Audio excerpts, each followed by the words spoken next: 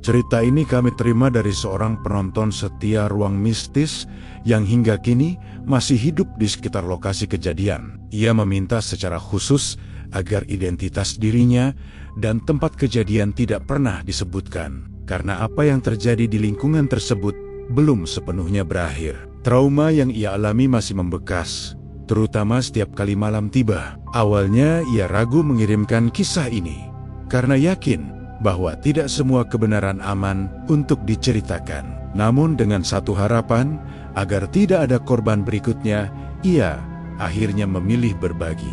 Inilah kisah nyata tentang sebuah lingkungan yang tampak biasa, sampai akhirnya terungkap bahwa salah satu penghuninya memelihara makhluk yang haus darah. Sebelum cerita dimulai, subscribe channel Ruang Mistis, tekan like, dan aktifkan lonceng notifikasi agar tidak ketinggalan kisah misteri berikutnya. Tulis pendapat kalian di kolom komentar. Dukungan kalian sangat berarti.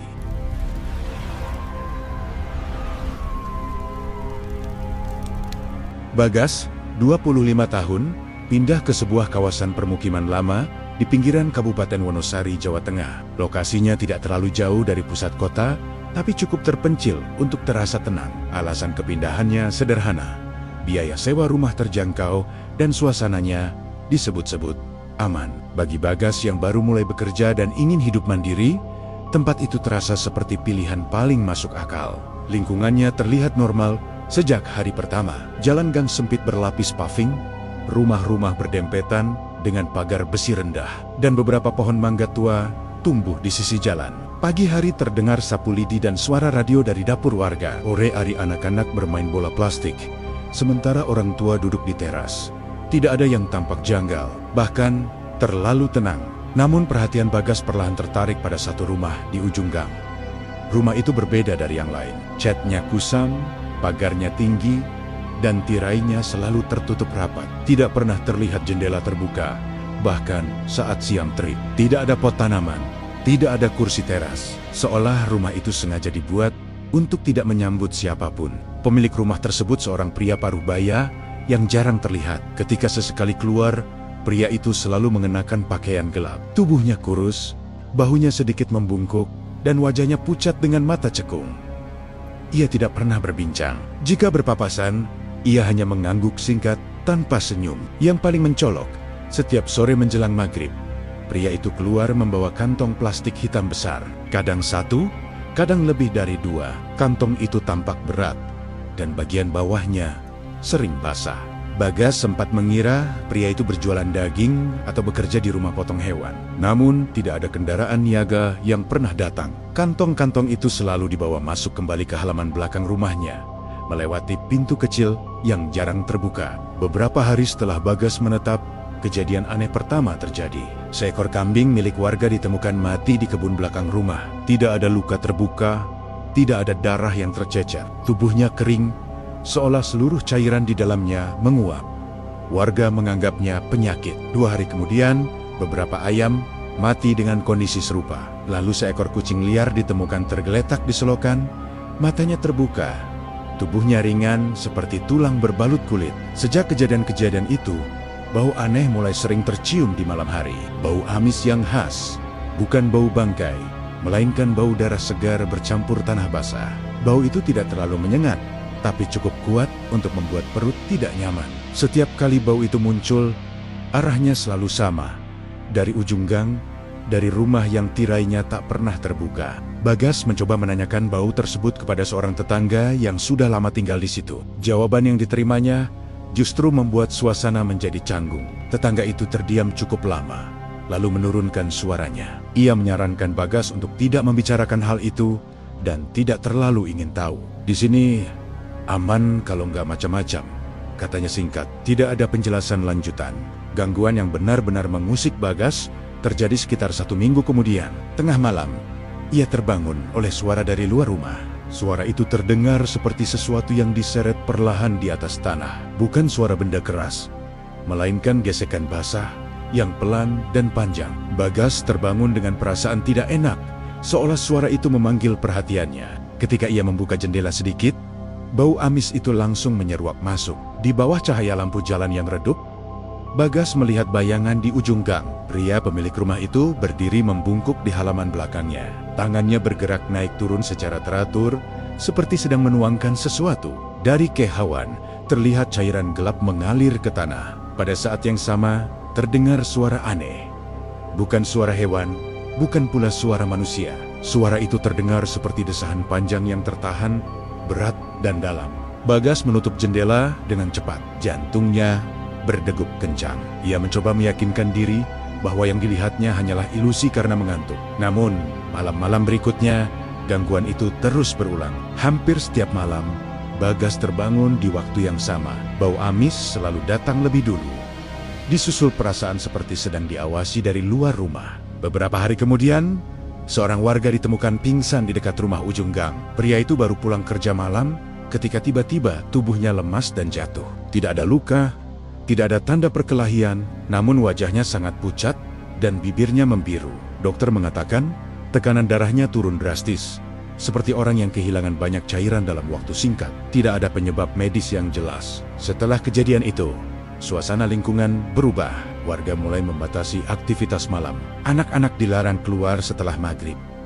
Pintu rumah ditutup lebih awal. Percakapan di teras menjadi singkat dan hati-hati. Namun rumah di ujung gang tetap sama. Sunyi, tertutup, dan pria itu tetap keluar setiap sore membawa kantong plastik hitamnya. Ketegangan Bagas mencapai puncaknya ketika suatu pagi ia menemukan sesuatu di halaman rumahnya. Jejak kaki tercetak jelas di tanah basah. Bukan jejak sepatu, bukan pula jejak hewan yang dikenalnya. Bentuknya memanjang, jarinya lebih dari 5, dan bekasnya sangat dalam, seolah makhluk yang melangkah di sana memiliki berat yang tidak wajar. Jejak itu mengarah dari ujung gang dan berhenti tepat di depan pintu rumah Bagas. Saat itu, Bagas menyadari satu hal yang membuat dadanya terasa sesak. Apapun yang dipelihara di rumah ujung gang tersebut sudah mulai keluar dari tempatnya. Dan tanpa ia sadari, kehadirannya mungkin telah menarik perhatian makhluk yang haus darah itu. Sejak menemukan jejak kaki di depan pintu rumahnya, Bagas tidak lagi merasa aman. Pagi itu ia menghapus jejak tersebut dengan air. Namun rasa dingin yang tertinggal di dadanya tidak ikut hilang. Ia berangkat kerja dengan perasaan gelisah, berkali-kali menoleh ke belakang, seolah ada sesuatu yang mengikutinya. Lingkungan yang sebelumnya terasa tenang, kini berubah menjadi ruang sempit yang penuh kewaspadaan. Siang hari masih terasa normal. Matahari bersinar terang, suara kendaraan lewat sesekali, dan aktivitas warga berjalan seperti biasa. Namun Bagas mulai memperhatikan satu perubahan kecil. Warga jarang menatap ke arah ujung gang. Jikapun ada yang melintas, langkah mereka dipercepat, seolah ada kesepakatan tak tertulis untuk menghindari rumah itu. Sore menjelang maghrib, Bagas melihat pria paruh baya pemilik rumah ujung gang kembali keluar. Kali ini kantong plastik hitam yang dibawanya lebih besar dari biasanya. Plastik itu tampak menggelembung dan berat. Saat berhalan cairan menetes pelan ke paving, meninggalkan bercak gelap yang cepat diserap tanah. Pria itu tidak menoleh, tidak peduli, meski beberapa warga melihatnya dari kejauhan. Malam itu, gangguan datang lebih cepat. Bau amis mulai tercium sebelum pukul 11. Lebih pekat, lebih menusuk. Bagas menutup pintu dan jendela rapat-rapat. Namun bau itu seolah merembes melalui celah-celah rumah. Perutnya mual, kepalanya terasa berat. Saat mencoba tidur, ia merasakan sensasi aneh, seperti tekanan di dada, seolah udara di dalam kamar menipis. Sekitar pukul 2 dini hari, Bagas terbangun. Kali ini bukan karena suara seretan, melainkan karena suara napas. Pelan, dalam. Tidak berasal dari dalam rumah, tapi terasa sangat dekat. Bagas membeku di tempat tidur. Napas itu terdengar tidak teratur, seperti sedang menahan lapar. Beberapa detik kemudian, terdengar suara kuku menggesek tembok luar rumahnya. Bagas menutup telinga dengan bantal, jantungnya berdegup keras. Ia tidak berani bergerak. Suara itu berputar di sekitar rumah, berhenti tepat di depan jendela kamarnya. Lalu terdengar desahan pelan, disusul bunyi seperti lidah menjilat permukaan kaca. Setelah itu, semuanya sunyi. Bau amis perlahan menghilang menjelang subuh. Keesokan paginya, Bagas menemukan bekas tangan di kaca jendelanya. bukan bekas telapak manusia. Jarinya panjang dan tipis. Bekasnya seperti ditekan dari luar dengan kekuatan besar. Bagas mengusap kaca itu berulang kali, berharap hanya bayangannya sendiri. Namun, bekas tersebut nyata. Hari itu, kabar buruk menyebar. Seorang warga lansia ditemukan meninggal di dalam rumahnya. Tidak ada tanda perlawanan. Pintu terkunci dari dalam, namun tubuhnya ditemukan kering, wajahnya pucat, dan mata terbuka menatap kosong. Dokter kembali menyebutkan hal yang sama, kehilangan cairan ekstrem tanpa penyebab jelas. Warga mulai berbisik-bisik, ketakutan tidak lagi disembunyikan. Bagas mendengar satu cerita dari seorang ibu yang tinggal tidak jauh dari rumah ujung gang. Dengan suara gemetar, perempuan itu mengaku pernah melihat sesuatu merayap di atap rumah tetangganya. Bentuknya tidak jelas, tapi bayangannya tinggi dan terlalu kurus. Saat ibu itu berteriak, bayangan tersebut menghilang, dan keesokan harinya, ia mayam-nia mati semua. Malam berikutnya, Bagas memberanikan diri mengamati dari balik tirai. Ia ingin memastikan bahwa apa yang dialaminya bukan sekadar paranoia. Tepat setelah tengah malam, pintu kecil di samping rumah ujung gang terbuka. Pria paruh baya itu keluar, membawa kantong plastik terakhir. Kali ini, tidak ada cairan yang menetes. Kantong itu tampak kosong. Atau mungkin sudah dihabiskan. Dari dalam halaman belakang rumah itu, muncul bayangan lain. Lebih besar, lebih gelap. Bagas hanya melihat siluetnya, tapi cukup untuk membuat tubuhnya gemetar. Bayangan itu bergerak tidak wajar, seolah sendi-sendinya tidak mengikuti aturan tubuh manusia. Saat bayangan itu maju ke arah pria tersebut, Bagas melihat sesuatu yang membuat tenggorokannya tercekat. Pria itu berlutut. Ia berlutut seperti orang yang sedang berdoa. Tangannya terangkat, kepalanya menunduk. Bayangan itu mendekat, dan dari jarak jauh Bagas mendengar suara seperti erangan puas. Setelah beberapa saat, bayangan tersebut mundur kembali ke kegelapan. Sementara pria itu terduduk lemas di tanah. Bagas menutup tirai. Tangan dan kakinya dingin. Ia mulai memahami satu hal yang mengerikan. Pria itu bukan korban. Ia adalah penjaga, atau lebih tepatnya, pemelihara. Menjelang pagi, Bagas mengalami mimpi buruk. Ia bermimpi berada di ujung gang, berdiri di depan rumah yang tertutup. Dari dalam, terdengar suara panggilan yang menyebut namanya. Saat pintu terbuka, ia melihat dirinya sendiri berdiri di sana. Kering, pucat, dan tersenyum tanpa mata. Bagas terbangun dengan tubuh basah oleh keringat. Di lehernya terasa perih, seperti bekas cubitan keras. Saat bercermin, ia melihat tanda kemerahan memanjang di kulitnya.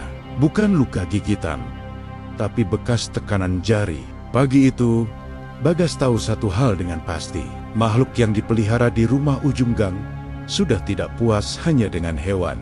Dan ketertarikannya pada manusia, terutama pada Bagas, sudah dimulai. Kondisi Bagas mulai berubah sejak pagi itu. Tubuhnya terasa lebih lemah dari biasanya.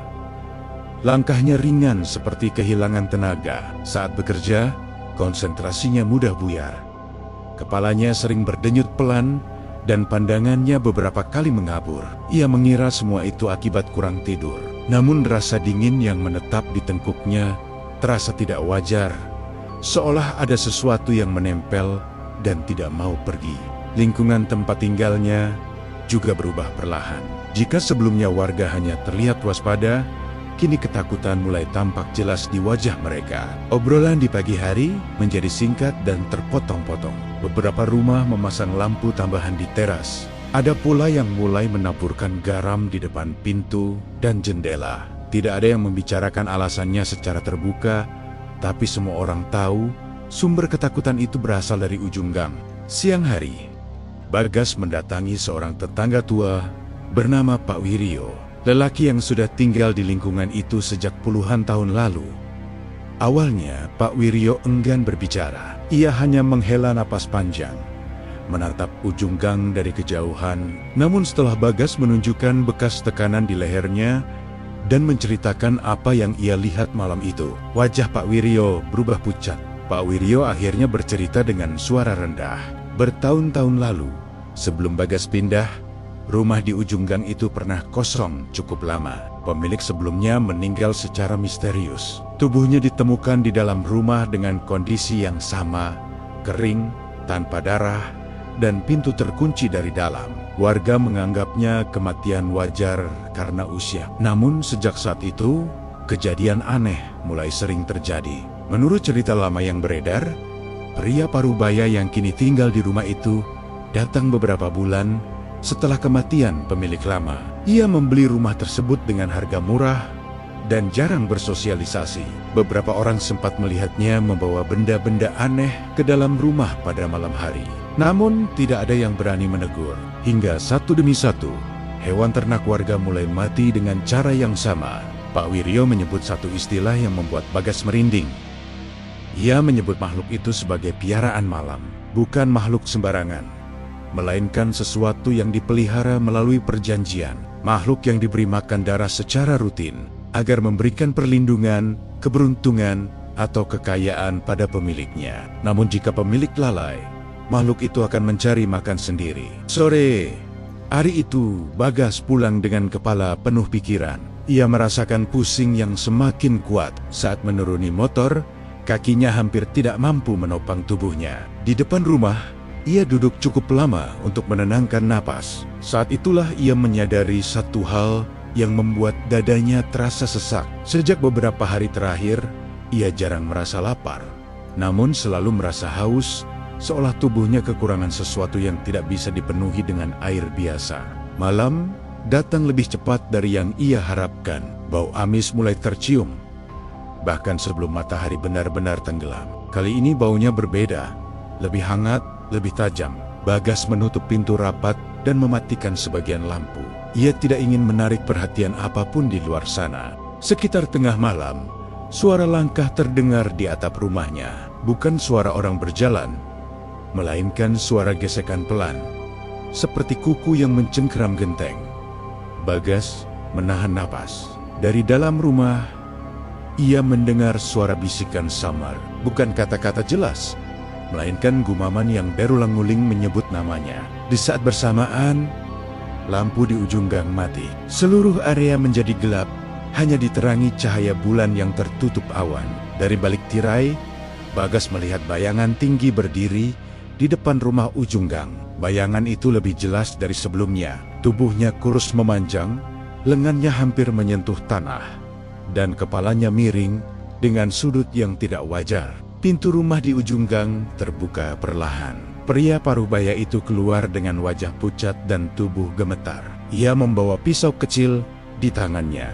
Bagas melihat pria itu menggoreskan pisau tersebut ke telapak tangannya sendiri. Darah menetes ke tanah. Bayangan itu bergerak mendekat, dan suara desahan puas kembali terdengar. Bagas menutup mata. Ia tidak sanggup melihat lebih jauh. Namun suara yang terdengar berikutnya membuat seluruh tubuhnya menegang. Bukan lagi desahan, melainkan suara marah. Suara itu berat dan bergema, seolah datang dari dalam tanah. Bayangan itu bergerak tak sabar, mencakar tanah, seakan darah yang diberikan tidak lagi cukup. Pria parubaya itu berlutut, tubuhnya gemetar hebat. Dari gerak-geriknya, Bagas tahu pria itu sedang memohon. Namun bayangan tersebut justru berbalik arah. Perlahan, makhluk itu menghadap ke rumah Bagas. Kepalanya terangkat, dan meski jaraknya cukup jauh, Bagas merasakan tatapan itu tepat mengarah padanya. Sekejap kemudian, bayangan itu menghilang. Bukan kembali ke rumah ujung gang, melainkan menyatu dengan kegelapan di sepanjang gang menuju rumah Bagas. Bagas mundur beberapa langkah, napasnya memburu. Ia merasakan sensasi dingin merayap dari kaki ke dada. Di telinganya bisikan itu kembali terdengar. Kali ini lebih jelas. Bukan memanggil namanya, melainkan satu kata yang sama berulang-ulang. Lapar. Menjelang subuh, Bagas terbangun di lantai ruang tamu tanpa mengingat bagaimana ia bisa sampai di sana. Tubuhnya lemas, tenggorokannya kering, dan lehernya terasa nyeri. Di cermin, ia melihat bekas kemerahan baru di sisi lehernya, lebih jelas dari sebelumnya, seolah sesuatu telah mencoba mencengkeramnya. namun tertahan. Pagi itu, kabar lain menyebar. Seorang warga muda menghilang sejak semalam. Motornya ditemukan terparkir di ujung gang, dekat rumah pria paruh baya itu. Tidak ada jejak perkelahian, tidak ada saksi. Hanya satu hal yang pasti, bau amis masih tercium, bahkan di siang hari. Saat itulah Bagas akhirnya memahami kenyataan yang selama ini berusaha ia tolak. Makhluk yang dipelihara di rumah ujung gang sedang kelaparan, dan perjanjian lama yang selama ini menahannya mulai runtuh. Yang lebih mengerikan, Bagas merasa tubuhnya perlahan melemah, bukan karena kurang tidur, melainkan karena ia sedang dipilih. Hilangnya warga muda itu membuat lingkungan tempat Bagas tinggal berubah total. Pagi hari yang biasanya diisi sapu lidi dan obrolan ringan, kini digantikan bisik-bisik penuh kecemasan. Polisi sempat datang, menanyakan beberapa warga, lalu pergi tanpa membawa kesimpulan.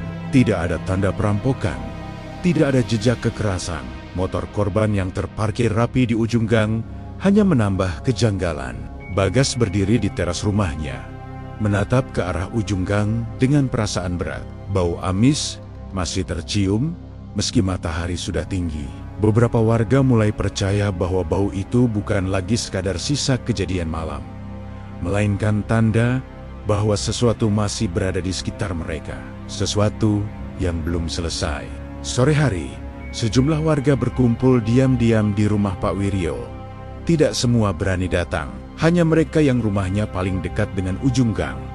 Bagas termasuk di antaranya. Di ruangan sempit itu, Pak Wiryo menceritakan lebih detail tentang piaraan malam yang dulu pernah ada di wilayah tersebut. Menurut Pak Wiryo, makhluk semacam itu tidak bisa dibiarkan tanpa pengikat. Jika pemiliknya mati atau lalai, makhluk itu akan mencari inang baru. Bukan sembarang orang. Ia akan memilih yang lemah secara fisik dan mental. Orang yang mudah terpengaruh dan memiliki rasa takut tinggi. Saat itu, beberapa pasang mata tanpa sadar menoleh ke arah Bagas. Bagas merasakan tengkuknya kembali dingin. Ia ingin membantah, namun tubuhnya terasa terlalu lelah untuk melawan. Sejak beberapa hari terakhir, ia sering merasa pusing, mudah kehilangan fokus, dan berkali-kali terbangun tanpa mengingat apa yang terjadi sebelumnya. Semua tanda itu semakin memperkuat kecurigaan warga. Malam itu, warga memutuskan memanggil seorang tokoh spiritual dari desa sebelah. Seorang lelaki tua yang dikenal sering menangani gangguan semacam itu. Ia datang menjelang Isya, membawa tas kecil berisi perlengkapan yang tidak dijelaskan isinya. Begitu memasuki gang, wajahnya langsung berubah tegang. Tokoh spiritual itu berhenti beberapa meter sebelum rumah ujung gang. Ia menutup mata cukup lama, lalu menggeleng pelan. Katanya, makhluk itu sudah lama dipelihara dan ikatannya sangat kuat. Ia tidak bisa diusir dengan cara biasa, dibutuhkan penutup perjanjian atau tumbal. Kata terakhir itu membuat suasana membeku. Tidak ada yang berani bertanya lebih lanjut. Tokoh spiritual tersebut menyarankan agar semua warga mengunci rumah rapat-rapat malam itu dan tidak keluar apapun yang terjadi. Ia juga memberi Bagas gelang kecil dari benang hitam dan menyuruhnya memakainya di pergelangan tangan kiri. Malam itu, gang terasa lebih gelap dari biasanya. Lampu jalan berkedip, lalu mati satu persatu. Bau amis datang lebih cepat, lebih pekat. Dari dalam rumah, Bagas merasakan tekanan berat di dadanya. Gelang di pergelangan tangannya terasa panas, seperti terbakar. Sekitar tengah malam, suara teriakan terdengar dari ujung gang. Bukan teriakan minta tolong, melainkan jeritan pendek yang langsung terputus. Warga hanya bisa diam di balik pintu masing-masing. Tidak ada yang berani keluar. Bagas merasakan kepalanya berdenyut hebat. Pandangannya mengabur. Dalam kondisi setengah sadar, ia melihat bayangan berdiri di sudut ruang tamunya. Bayangan itu tinggi, kurus, dan kepalanya hampir menyentuh langit-langit. Matanya merah redup, menatap Bagas tanpa berkedip. Di telinganya terdengar bisikan berat. Bukan lagi sekadar kata lapar, melainkan kalimat yang lebih jelas. Makhluk itu mengatakan bahwa Bagas sudah ditandai, bahwa tubuhnya mulai cocok, bahwa darahnya terasa berbeda. Bagas berusaha bergerak, namun tubuhnya tidak merespons. Gelang di tangannya memanas semakin kuat. Bayangan itu mundur beberapa langkah. Seolah terhalang sesuatu yang tidak terlihat. Dari kehauan terdengar suara pria Parubaya pemilik rumah ujung gang berteriak kesakitan. Bayangan itu berbalik arah.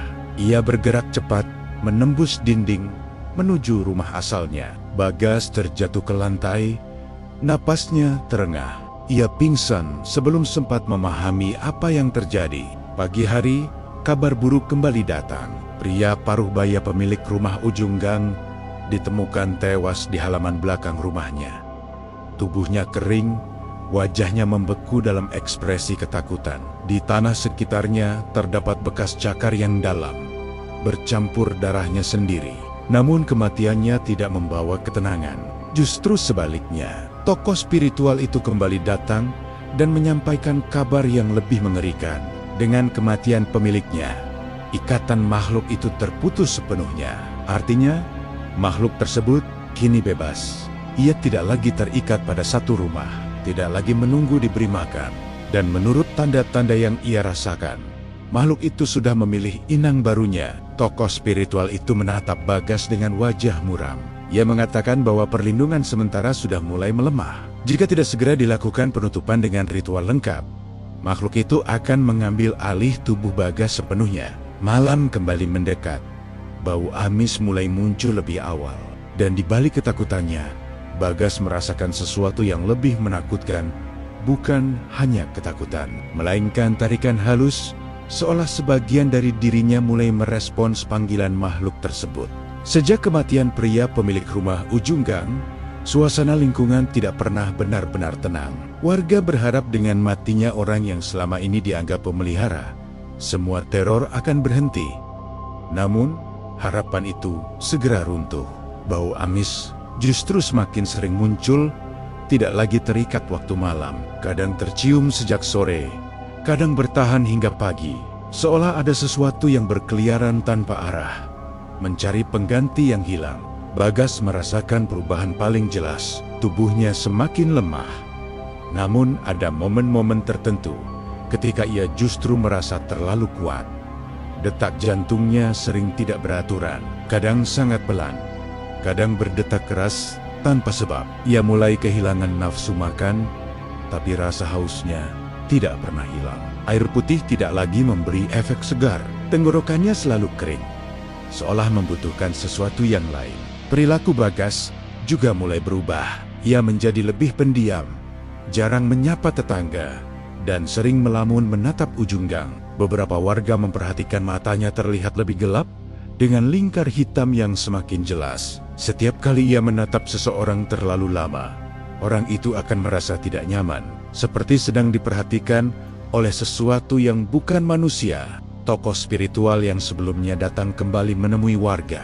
Kali ini ia membawa lebih banyak perlengkapan dan wajah yang jauh lebih tegang. Ia menjelaskan bahwa makhluk tersebut kini tidak memiliki pengikat. Ikatan lama telah putus bersama kematian pemiliknya. Satu-satunya cara untuk menghentikannya adalah dengan ritual penutupan. Namun ritual itu hanya bisa dilakukan jika makhluk tersebut belum sepenuhnya menyatu dengan inang barunya. Semua mata kembali tertuju pada Bagas. Bagas tidak membantah.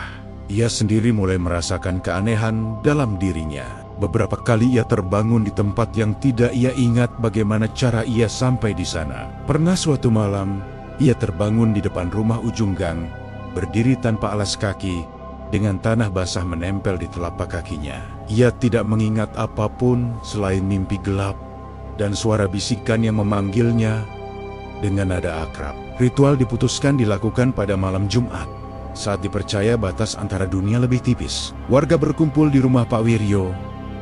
Semua lampu dimatikan, kecuali satu lilin besar di tengah ruangan. Bagas duduk di tengah lingkaran, tangannya gemetar.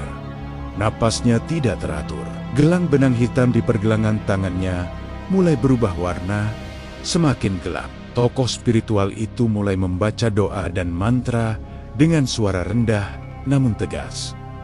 Udara di dalam ruangan terasa berat. Lilin bergetar, nyalanya memanjang lalu mengecil. Dari luar rumah, terdengar suara langkah cepat berputar-putar.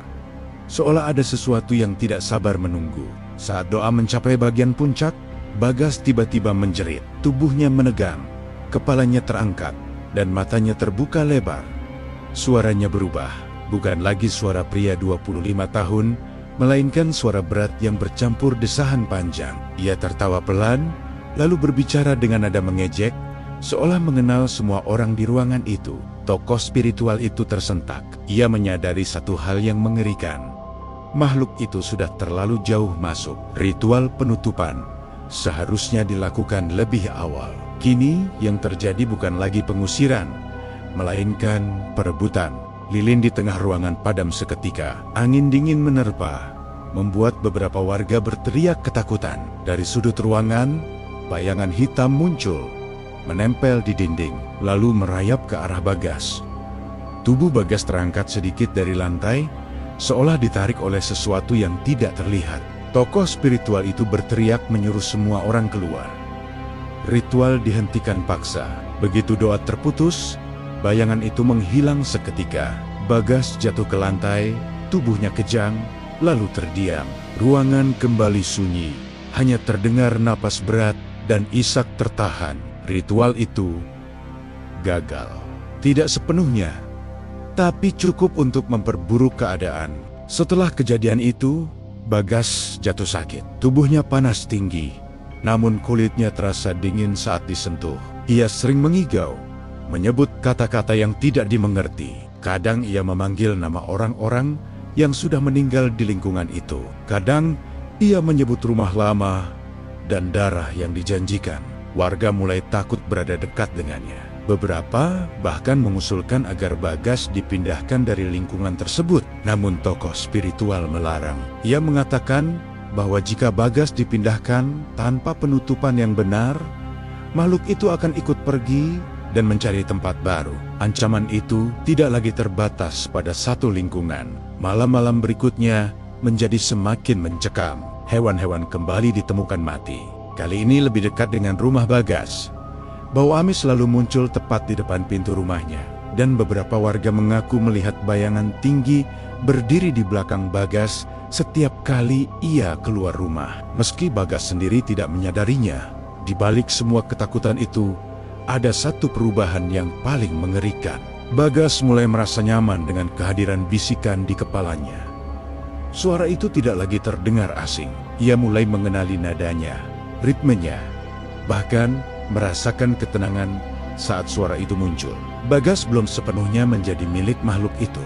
Namun satu hal sudah jelas, ikatan di antara mereka semakin kuat. Dan jika tidak ada langkah terakhir yang diambil, yang akan tersisa bukan lagi Bagas sebagai manusia, melainkan wadah bagi sesuatu yang haus darah. Kondisi Bagas memburuk dengan cepat setelah ritual yang gagal itu. Demamnya turun naik. Namun tubuhnya tidak pernah benar-benar hangat. Kulitnya sering terasa dingin seperti baru tersiram air, sementara matanya semakin cekung dan tatapannya kosong. Ia jarang berbicara, tapi ketika berbicara, suaranya terdengar lebih dalam dari biasanya, seolah ada gema asing yang ikut menyusup di setiap kata. Warga mulai membatasi diri. Tidak ada lagi yang berani berkunjung ke rumah Bagas, kecuali Pak Wiryo dan tokoh spiritual itu. Rumah Bagas perlahan berubah menjadi pusat ketakutan baru. Bau amis sering tercium dari sana, terutama menjelang malam. Anehnya, bau itu tidak selalu berasal dari dalam rumah, melainkan seolah mengikuti Bagas kemanapun ia berada. Suatu sore, Bagas ditemukan berdiri di ujung gang tanpa alas kaki. Matanya menatap kosong ke arah bekas rumah pemelihara lama yang kini terbengkalai. Ia berdiri cukup lama, tidak merespons panggilan warga. Saat Pak Wiryo mendekat, Bagas menoleh perlahan dan tersenyum tipis. Senyum yang membuat Pak Wiryo mundur beberapa langkah karena merasa bukan Bagas yang sedang menatapnya. Tokoh spiritual itu menyadari satu hal yang paling ditakutkannya. Makhluk tersebut tidak lagi sekadar menempel. Ia mulai mengambil alih waktu-waktu tertentu dalam diri Bagas. Bukan kerasukan penuh, tapi cukup untuk berjalan, mengamati, dan memilih. Ia menyebut kondisi itu sebagai masa penyesuaian inang. Malam itu, keputusan berat harus diambil. Tokoh spiritual mengumpulkan beberapa warga inti dan menjelaskan bahwa makhluk tersebut kini menuntut korban manusia. Hewan tidak lagi cukup. Jika tidak diberi, ia akan mengambil sendiri. Dan korban berikutnya bisa siapa saja. Atau Bagas akan sepenuhnya dikuasai. Pilihan yang diajukan sangat terbatas. Ritual penutupan terakhir hanya bisa dilakukan dengan satu syarat. Makhluk itu harus dipancing keluar sepenuhnya dari tubuh Bagas. Dan satu-satunya cara memancingnya adalah dengan umpan yang diinginkannya. Kata tumbal tidak diucapkan, tapi semua orang memahaminya. Malam Jumat kembali dipilih. Lingkungan dikosongkan. Warga yang tidak terlibat diminta mengungsi sementara. Hanya beberapa orang yang tinggal. Tokoh spiritual, Pak Wiryo, dan 2 warga lain yang dianggap cukup kuat secara mental. Bagas dibawa ke bekas rumah pemelihara lama. Rumah itu dipilih karena masih menyimpan sisa ikatan lama. Di dalam rumah itu, udara terasa lebih dingin dari luar. Dinding-dindingnya lembab dan lantainya masih menyimpan bekas cakar yang menghitam. Bagas duduk di tengah ruangan, terikat kain putih longgar. Matanya setengah terpejam. Bibirnya bergerak-gerak seperti sedang berbicara dengan seseorang yang tidak terlihat. Ritual dimulai perlahan. Mantra dibacakan lebih panjang, lebih keras.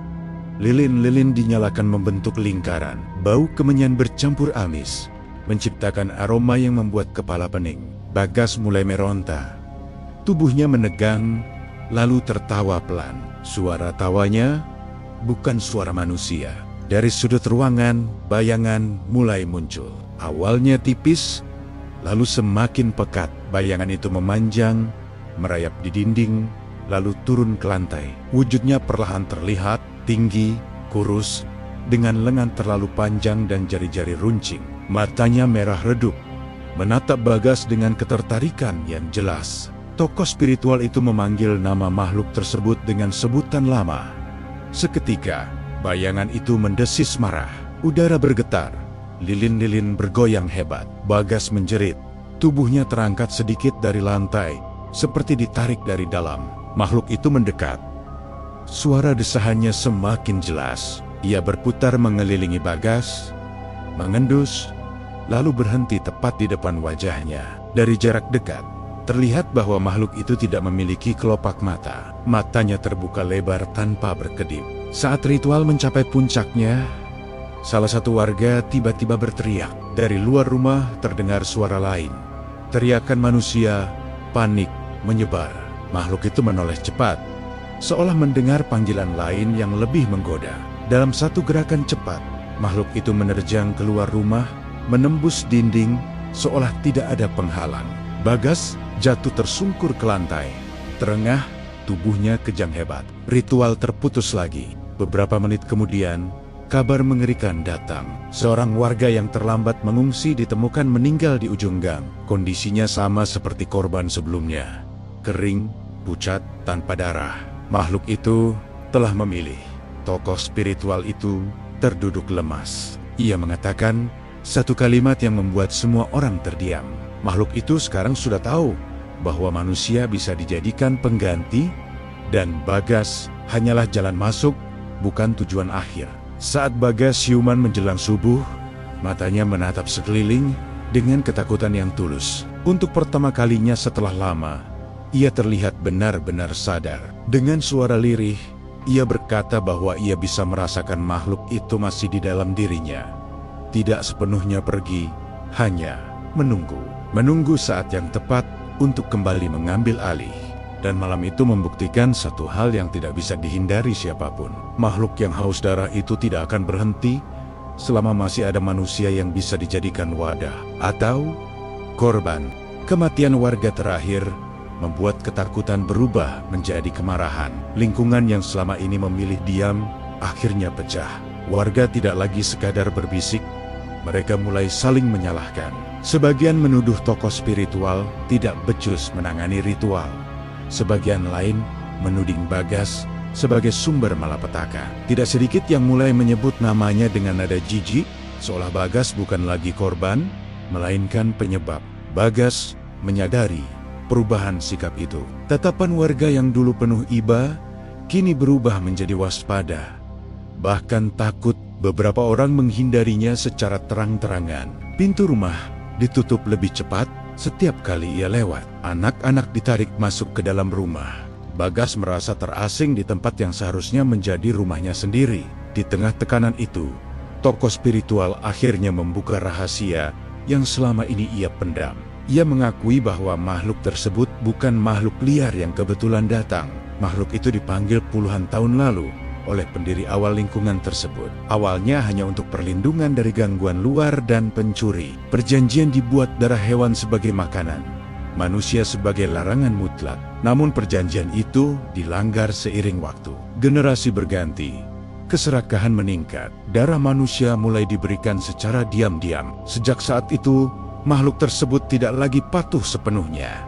Ia belajar memilih, belajar lapar, dan belajar menuntut lebih. Rumah ujung gang hanyalah salah satu titik perawatan. Ketika pemelihara lama mati, makhluk itu tidak hilang. Ia mencari pengganti, dan Bagas dengan kondisi mental yang rapuh dan tubuh yang mulai melemah menjadi sasaran paling cocok. Mendengar itu, beberapa warga menuntut satu solusi ekstrem.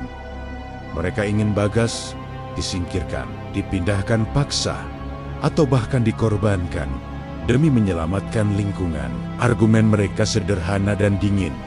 Jika satu nyawa bisa menghentikan semua ini, maka itu harga yang pantas. Pak Wiryo menentang keras usulan itu. Ia menyebutnya pembunuhan terselubung. Namun suara mayoritas mulai menguat. Ketakutan telah mengalahkan empati. Bagas mendengar semuanya dari balik pintu rumahnya. Anehnya, ia tidak marah.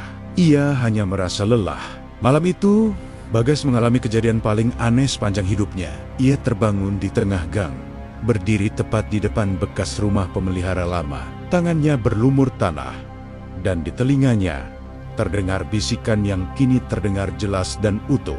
Bukan ancaman, melainkan ajakan. Makhluk itu berbicara dengan tenang, menjanjikan kelegaan, kekuatan, dan akhir dari rasa sakit. Makhluk itu mengatakan bahwa Bagas tidak perlu lagi melawan, bahwa jika Bagas menyerah sepenuhnya, tidak akan ada lagi korban acak. Tidak ada lagi teror, semua akan terkendali. Seperti dulu, Bagas hanya perlu menerima peran barunya sebagai penjaga. Untuk sesaat Bagas tergoda, tubuhnya memang terasa lebih stabil. Ketika bisikan itu mengalir, rasa sakit di kepalanya berkurang. Napasnya terasa lebih ringan. Namun di saat yang sama, bayangan korban-korban yang telah jatuh muncul di pikirannya. Wajah pucat, mata kosong, tubuh kering. Bagas tersadar bahwa janji makhluk itu hanyalah bentuk lain dari perjanjian lama yang selalu berujung pada pengkhianatan. Keesokan harinya, tokoh spiritual datang dengan wajah muram. Ia mengatakan ada satu cara terakhir untuk menutup perjanjian itu secara permanen. Cara yang tidak pernah ingin ia tempuh. Ritual penutup mutlak. Ritual yang mengharuskan Inang sadar sepenuhnya dan rela melepaskan nyawanya sendiri untuk memutus ikatan. Bukan tumbal acak, bukan korban paksa, tapi pengorbanan sukarela. Jika Bagas bersedia, makhluk itu akan kehilangan wadah dan terperangkap di batas yang tidak bisa ditembus lagi. Namun jika Bagas ragu, ritual tidak akan bekerja, dan makhluk itu akan terus berpindah mencari tubuh lain. Bagas meminta waktu 1 malam untuk memutuskan. Warga terdiam, tidak ada yang berani mendesak. Namun di balik keheningan itu, harapan mereka bergantung pada satu pilihan. Malam itu, Bagas duduk sendirian di kamarnya. Ia menulis surat singkat untuk keluarganya tanpa menjelaskan detail apapun. Ia hanya menulis permintaan maaf dan satu kalimat penutup. Kalau aku tidak pulang, jangan cari aku. Saat tengah malam tiba, bayangan itu kembali muncul di sudut ruangan. Kali ini lebih jelas, lebih dekat. Makhluk itu tidak menyerang. Ia hanya menunggu, menatap Bagas dengan mata tanpa kelopak, seolah yakin bahwa waktu berpihak padanya. Bagas mengangkat wajahnya dan menatap balik. Untuk pertama kalinya, Ia tidak merasa takut, ia merasa yakin. Dan dalam keheningan itu, ia membuat keputusan yang akan menentukan nasib banyak orang. Makhluk itu tersenyum tipis, atau setidaknya mencoba menirunya. Karena ia tahu, apapun pilihan Bagas, akhir dari perjanjian ini akan berdarah. Malam itu turun dengan keheningan yang tidak wajar. Tidak ada suara jangkrik, tidak ada anjing menggonggong, bahkan angin pun seolah enggan bergerak. Lingkungan yang biasanya sunyi kini terasa mati. Lampu-lampu rumah dipadamkan satu persatu sesuai permintaan tokoh spiritual.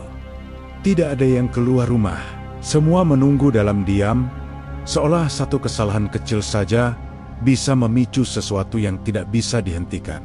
Bagas berjalan menuju bekas rumah pemelihara lama dengan langkah tenang. Wajahnya pucat, tapi matanya jernih. Tidak ada lagi kebingungan di sana. Tokoh spiritual dan Pak Wiryo mengikuti dari belakang, membawa perlengkapan ritual terakhir. Tidak ada warga lain yang ikut. Ritual ini tidak membutuhkan saksi, hanya niat yang tidak boleh goyah. Di dalam rumah itu, udara terasa berat dan lembab. Bau amis bercampur tanah basah kembali menguar, lebih kuat dari sebelumnya. Dinding-dinding seakan menghitam, menyerap cahaya lilin yang dinyalakan satu persatu. Lingkaran ritual digambar ulang di lantai, tepat di titik yang sama, tempat pemelihara lama dulu memberi makan makhluk itu. Bagas duduk di tengah lingkaran tanpa diikat. Ini bagian terpenting dari ritual. Ia harus bebas. Ia harus sadar, dan yang terpenting, ia harus memilih dengan kehendaknya sendiri. Tokoh spiritual mulai membaca doa penutup dengan suara yang lebih berat dari sebelumnya. Mantra yang digunakan bukan untuk mengusir, melainkan untuk menutup jalan pulang. Setiap kata terasa menekan dada Bagas. Namun, ia tetap duduk tegak. Gelang benang hitam di pergelangan tangannya mulai hancur menjadi abu. Tak lama kemudian, suhu ruangan turun drastis. Nafas Bagas terlihat seperti asap tipis. Dari sudut ruangan, bayangan mulai muncul, tidak lagi samar. Wujudnya kini utuh, tinggi menjulang, kurus seperti rangka yang dibungkus kulit basah. Lengannya terlalu panjang, jari-jarinya runcing, dan bergerak perlahan, seolah mencicipi udara. Makhluk itu tidak langsung menyerang. Ia berdiri di hadapan Bagas, sangat dekat. Bau darah yang menusuk datang dari tubuhnya. Dari mulutnya terdengar suara desahan berat, lalu suara yang menyerupai bisikan manusia. Meski nadanya tidak pernah benar-benar manusia, makhluk itu berbicara langsung ke pikiran Bagas. Ia mengingatkan semua penderitaan yang bisa diakhiri jika Bagas menyerah. Rasa sakit, rasa takut, kesepian. Ia menawarkan kendali, kekuatan, dan janji bahwa tidak akan ada korban lain jika Bagas menerima perannya sepenuhnya. Untuk sesaat tubuh Bagas gemetar. Kata-kata itu menggoda karena terasa nyata. Ia bisa merasakan betapa mudahnya semua ini berakhir jika ia berhenti melawan. Namun di balik godaan itu, ia melihat kembali wajah-wajah yang telah mati. Mereka yang tidak pernah diberi pilihan. Bagas menggeleng pelan. Itulah saat makhluk itu berubah. Wajahnya mengeras, dan udara di ruangan bergetar. Bayangan di dinding bergerak liar. Lilin-lilin padam serentak, menyisakan cahaya redup dari satu titik di tengah lingkaran. Makhluk itu mengeluarkan suara jeritan panjang yang membuat telinga berdenging. Tokoh spiritual berteriak melanjutkan mantra. Pak Wiryo mundur beberapa langkah, hampir terjatuh saat lantai bergetar. Makhluk itu menerjang ke arah Bagas, namun terhenti tepat di batas lingkaran. Tubuhnya seperti terbakar oleh sesuatu yang tidak terlihat. Bagas merasakan sakit yang luar biasa. Dadanya terasa seperti diremas dari dalam. Ia terjatuh ke lutut, napasnya tersengal. Namun ia tidak berteriak. Dalam kepalanya, suara makhluk itu semakin keras, semakin putus asa. Makhluk itu menyadari satu hal yang mengerikan. Bagas benar-benar siap melepaskan segalanya. Dengan sisa kekuatannya, makhluk itu mencoba masuk secara paksa. Tubuh Bagas terangkat sedikit dari lantai. Darah menetes dari hidung dan sudut matanya. Tokoh spiritual berteriak agar Bagas tetap sadar, tetap memegang niatnya. Bagas mengangkat wajahnya dan berbisik pelan.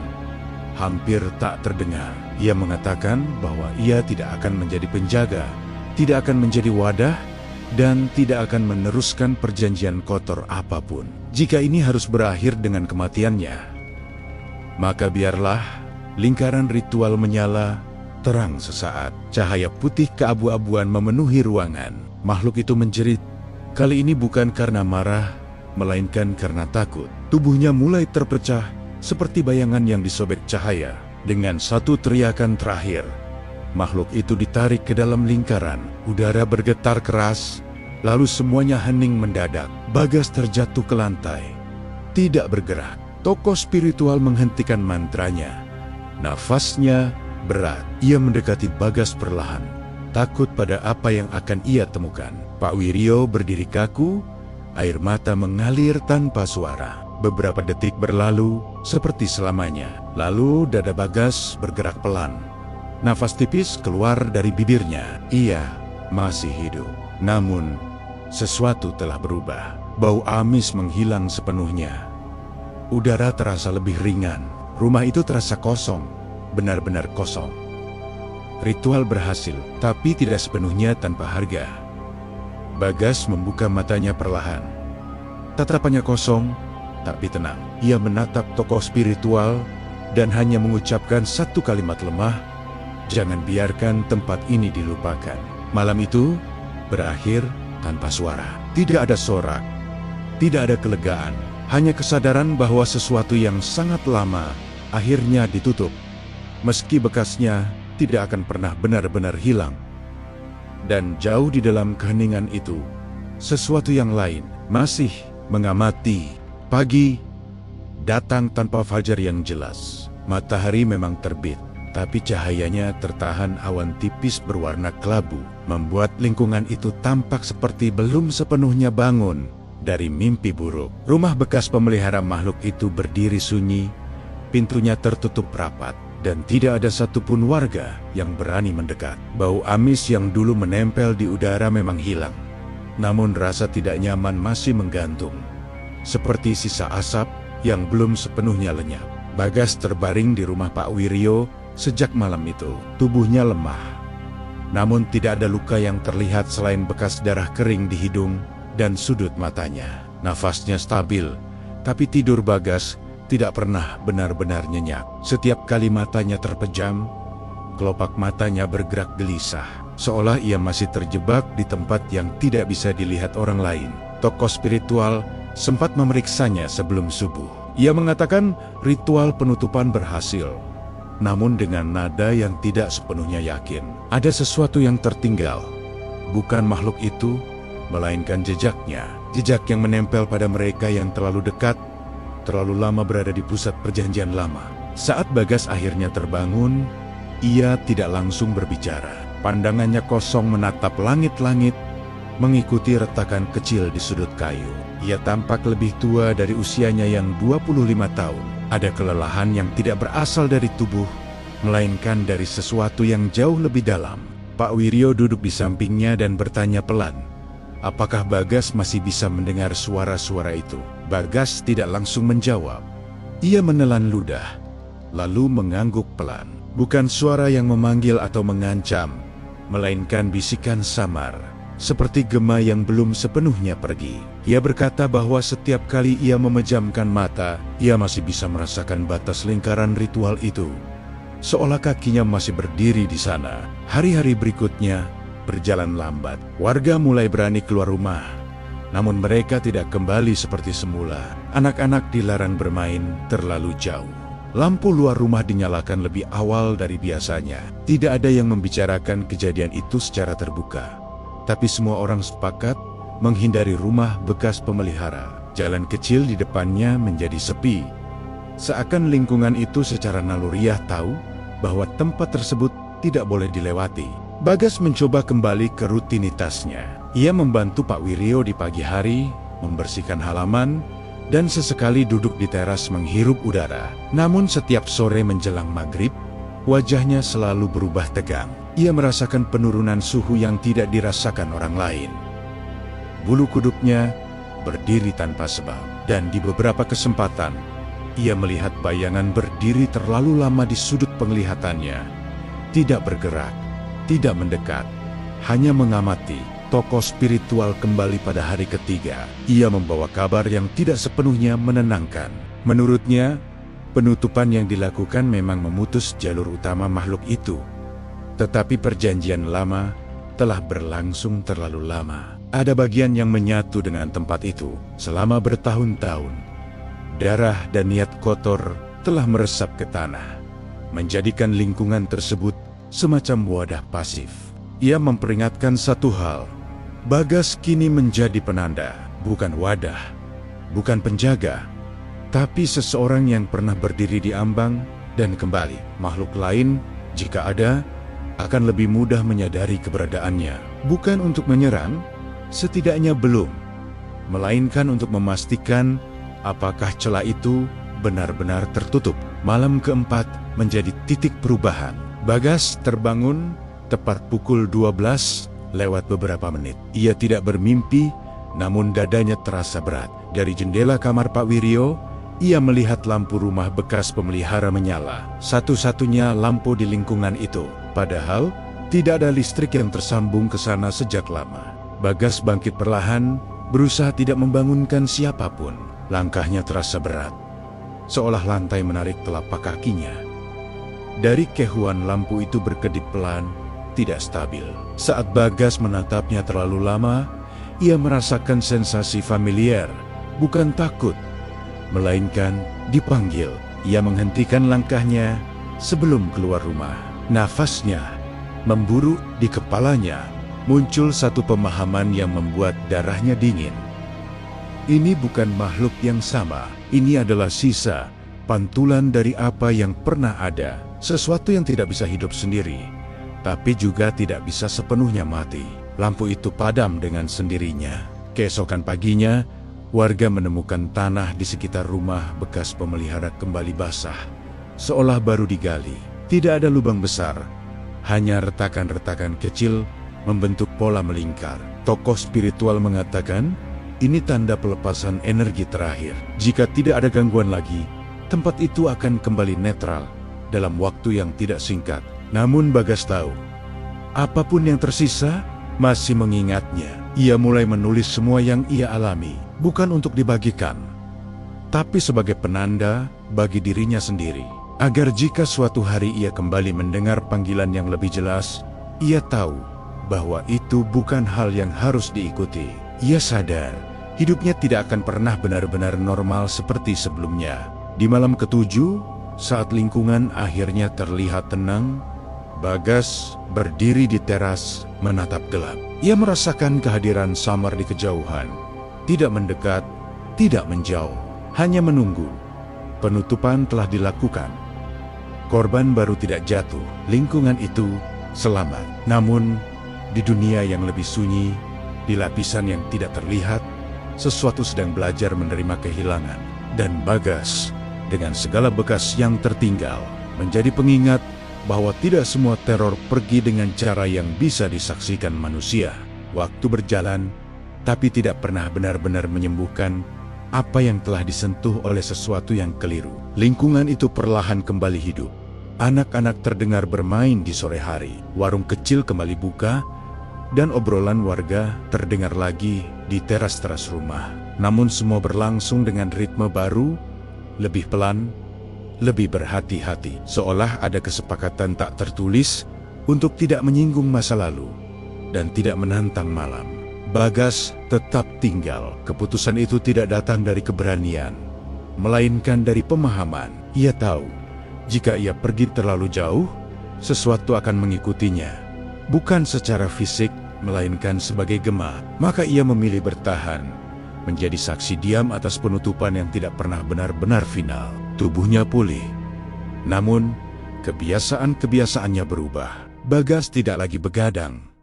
Ia menutup jendela sebelum maghrib. Ia menghindari jalan kecil di dekat rumah bekas pemelihara, bahkan di siang hari. Di balik ketenangan itu, ada kewaspadaan yang selalu terjaga. Seperti seseorang yang pernah hampir tenggelam, air tenang pun terasa mencurigakan. Tokoh spiritual kembali sekali lagi. Sebulan setelah ritual, ia berjalan mengitari lokasi, mengamati tanah, dinding, dan arah angin. Kesimpulannya singkat dan berat. Tempat itu telah ditutup, tapi tidak dilupakan. Ada wilayah yang tidak lagi berbahaya, namun juga tidak ramah. Manusia boleh lewat, tapi tidak untuk tinggal terlalu lama. Bagas mendengarkan tanpa bertanya. Ia sudah mengerti. Sejak malam ritual itu, ia merasakan perubahan halus pada dirinya. Ia lebih peka terhadap keheningan yang tidak wajar. Ia bisa membedakan sunyi biasa dan sunyi yang sedang menunggu. Bukan kemampuan yang ia inginkan, tapi kemampuan yang datang sebagai sisa bayar. Suatu sore, warga akhirnya sepakat untuk merobohkan rumah bekas pemelihara. Bukan untuk menghapus jejak, melainkan untuk mencegah orang-orang penasaran datang dan mencoba hal-hal yang seharusnya tidak diulang. Prosesnya dilakukan siang hari, dengan doa singkat dan tanpa keramaian. Tidak ada kejadian aneh, tidak ada bau amis, tidak ada suara. Namun Bagas, yang berdiri sedikit menjauh, merasakan sesuatu berpindah. Bukan makhluk, bukan roh, melainkan kenangan tempat. Seperti bayangan yang kehilangan dinding, lalu mencari sudut lain untuk berdiam. Perasaan itu berlalu cepat, tapi cukup untuk membuatnya tahu bahwa kehancuran fisik tidak selalu berarti akhir. Malamnya, hujan turun pelan. Air mengalir di tanah yang baru diratakan. Lingkungan tampak bersih nyaris normal. Bagas duduk di teras Pak Wiryo, menatap kegelapan yang kini terasa lebih luas. Tidak ada bisikan, tidak ada panggilan, hanya suara hujan dan napasnya sendiri. Untuk pertama kalinya sejak lama, ia merasa tidak diawasi. Hari-hari berikutnya berjalan tanpa gangguan. Minggu berganti bulan. Tidak ada korban baru, tidak ada laporan aneh. Lingkungan itu seperti menutup diri dari masa lalu dan memilih diam. Warga kembali tertawa, meski tidak pernah terlalu keras. Semua tampak berakhir dengan cara yang manusia harapkan, tenang.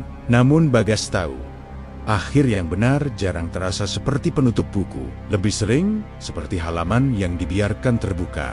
Pada suatu malam yang sunyi, saat listrik padam sesaat, Bagas berdiri di depan jendela kamarnya. Ia melihat pantulan dirinya sendiri di kaca, mata yang tenang, wajah yang lelah, dan di belakangnya kegelapan yang tidak bergerak. Tidak ada bayangan tambahan, tidak ada bentuk asing, hanya gelap. Ia mematikan lampu dan membiarkan malam mengambil alih. Di tempat lain, jauh dari lingkungan itu, seseorang mungkin akan mendengar cerita tentang sebuah kawasan yang pernah bermasalah, lalu menganggapnya sekadar rumor. Sebagian akan tertawa, sebagian akan penasaran. Dunia berjalan seperti biasa, tidak terganggu oleh apa yang tidak terlihat. Dan begitulah seharusnya, karena tidak semua yang berakhir perlu dikenang.